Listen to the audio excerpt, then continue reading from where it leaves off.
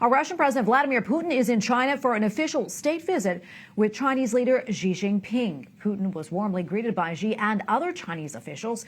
He thanked China for its support and proposal to end the war in Ukraine. The meeting is seen as a reaffirmation of the No Limits Partnership Pact signed back in 2022. And here now with analysis of Putin's two-day trip to China is Sestanovich, Senior Fellow for Russian and Eurasian Studies at the Council on Foreign Relations. Stephen, welcome back. Good to have you on. I want to start out by asking you, what led to Russia's president making this official visit to China?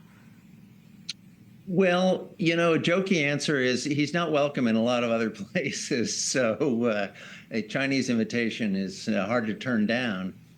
He also wants to consolidate Chinese support for what he's doing in Ukraine, and that in particular in economic and technical terms. Chinese have provided a lot of chips that are valuable in the military effort.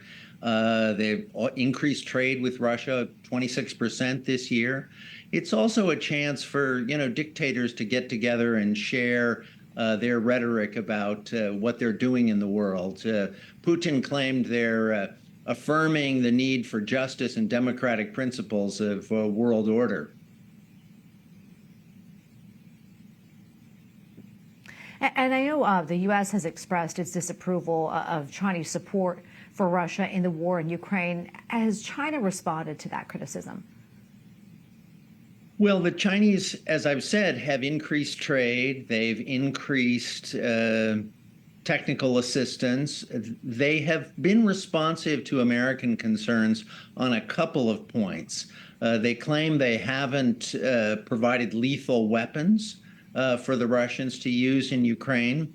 And they've also seemed a little nervous about Putin's nuclear rhetoric. The impression we have is that they've sort of tried to tone down the Russian threats about using nuclear weapons.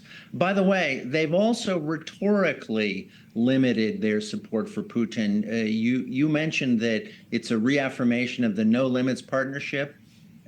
Chinese always emphasize they don't use that term anymore, and they haven't used it since the war started. So there's a certain kind of backing away from Putin.